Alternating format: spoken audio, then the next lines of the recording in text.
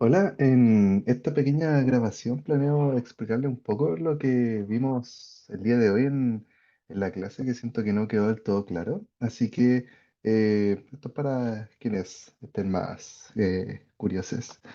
Así que bueno, lo que les quería mencionar era que, por ejemplo, si nosotros tenemos una partícula acá, bueno, voy a ser más pequeñito, si tenemos una partícula tal que así, nosotros podemos describir su posición de muchas formas. Por ejemplo, podría tener un sistema de coordenadas tal que, si este fuese I y este fuese J, podría describir la posición de esta partícula completamente, que está contenida completamente en esta coordenada I tongo. Por ejemplo, si este fuese X, esto implica que la posición de mi partícula la podría describir como X en I tongo.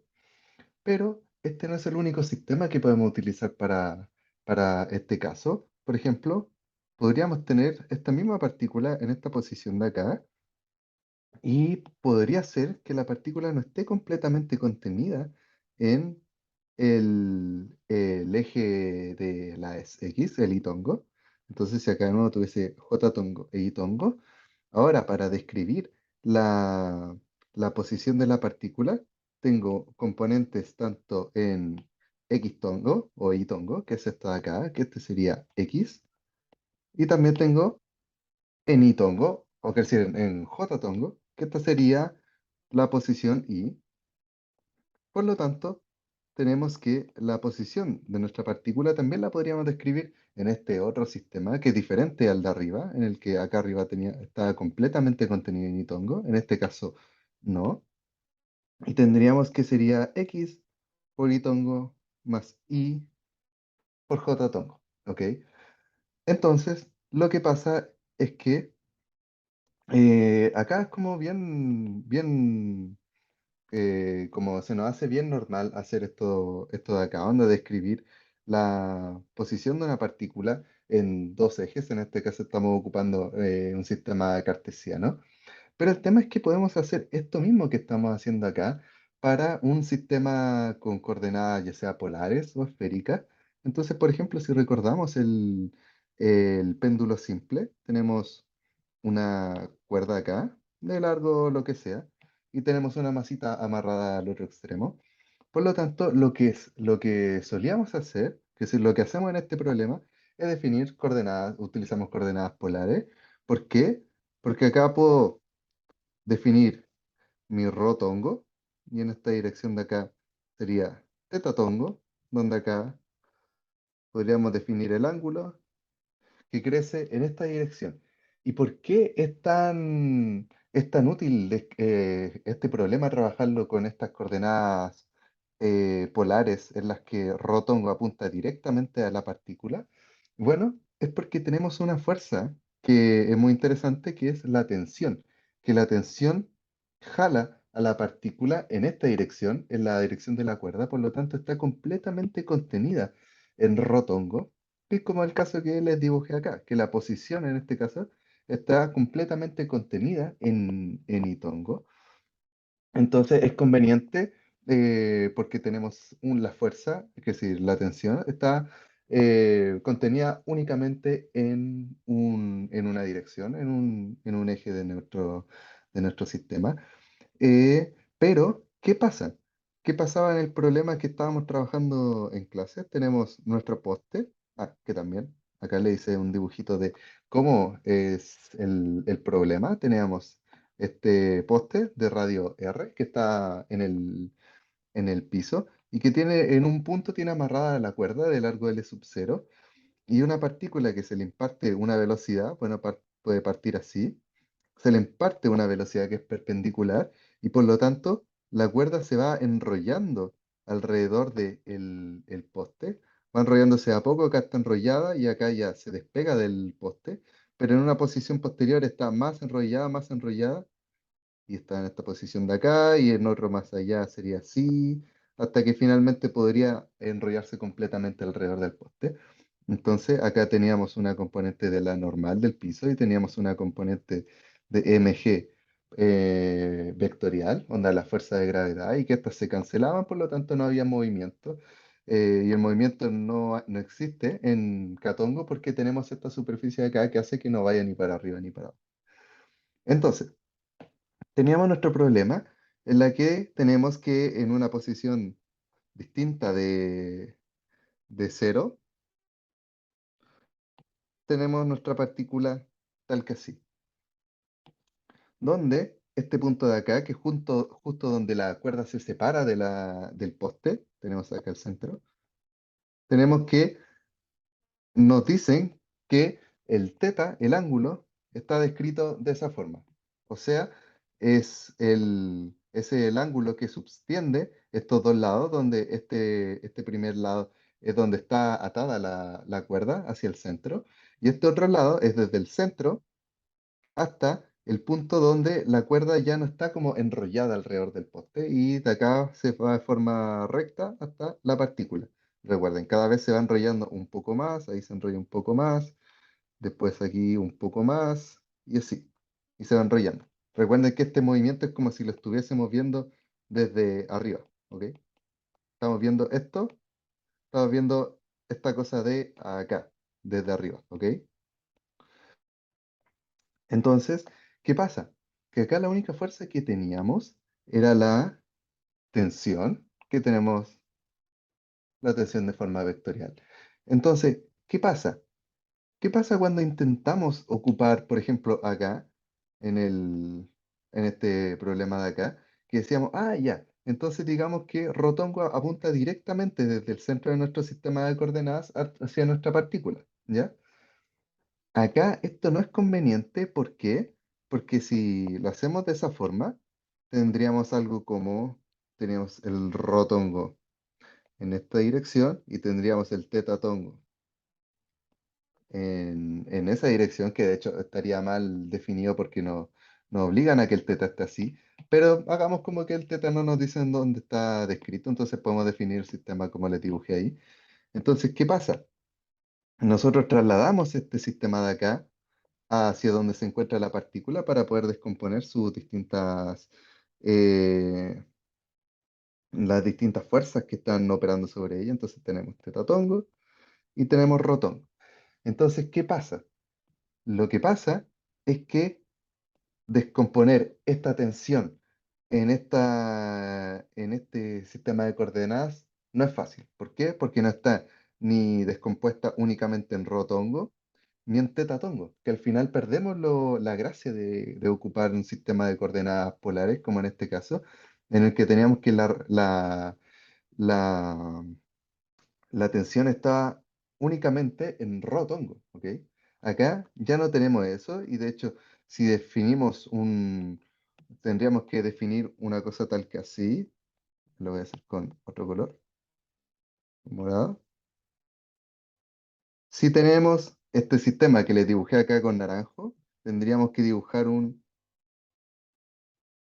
teta de esa forma. Por lo tanto, nosotros ocupamos los ángulos de nuestro sistema de coordenadas cartesiano, que es nuestro sistema de coordenadas polares, para descomponer esta tensión, porque tenemos que descomponerla en función del ángulo, porque recordemos que este sistema va girando, entonces hay que poder describir este sistema en función de cómo gira, y cómo gira lo da el tetatongo. Entonces, acá, por ejemplo, no tenemos que esto es teta ni nada por el estilo. Entonces, ¿cómo descomponemos esta tensión en estos dos, en este sistema de coordenadas? Bueno, se podría hacer, pero no es fácil. Entonces, ¿qué hacemos?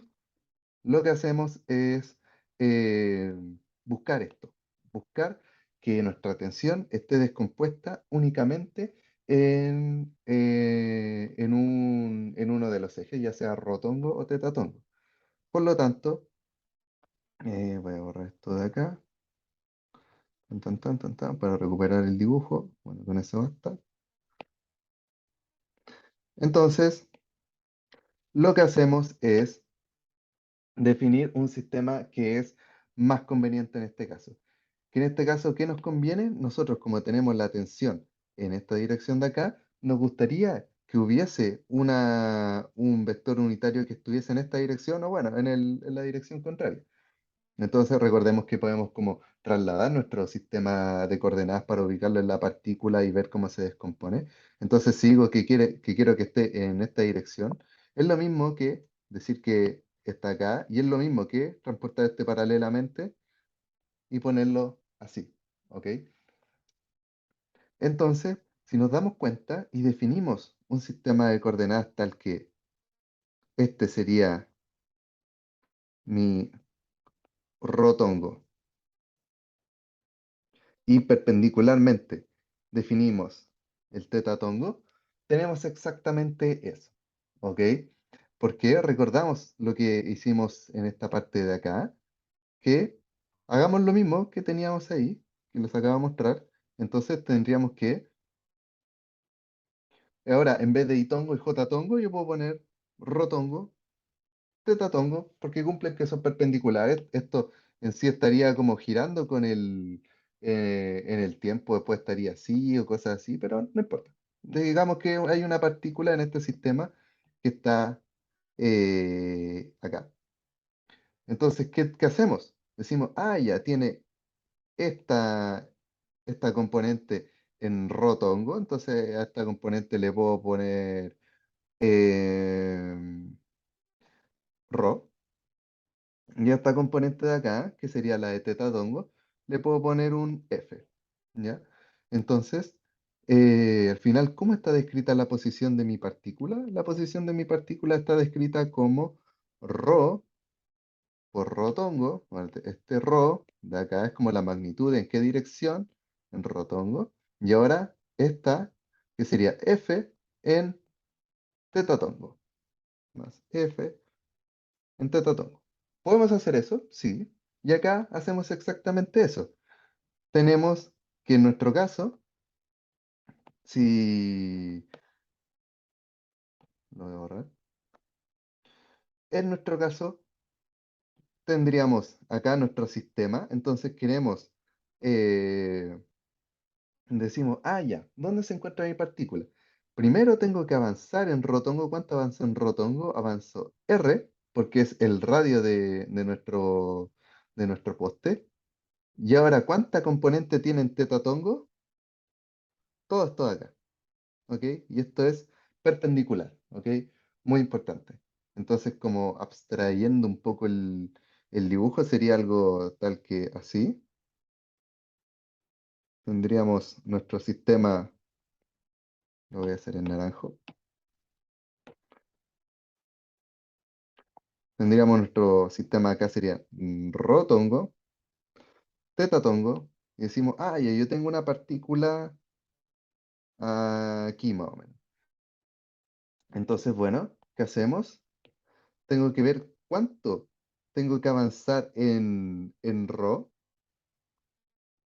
cuánto es esto de acá, y esto va a ser igual a R, y cuánto tengo que, bueno, acá como que sigue esta flechita para acá, y cuánto avanzaría en tetatongo, que sería todo esto de acá. Tan, tan, tan, tan. Y acá sería mi famoso f de teta, ¿ok? Acá voy a seguir, esto sigue así, y esto sigue así, ¿ok? Entonces, esto lo hacemos acá, ¿ok? Acá puede haber quedado no muy derecho, voy a hacer un poquito más derecho. Entonces aquí tenemos la cuerda que está enrollándose y acá sigue esa línea recta de allá, ¿ok? Sigue sin verse totalmente paralelo a esto otro de acá, pero un poquito. Entonces, esto es así, sería así está mejor dibujado,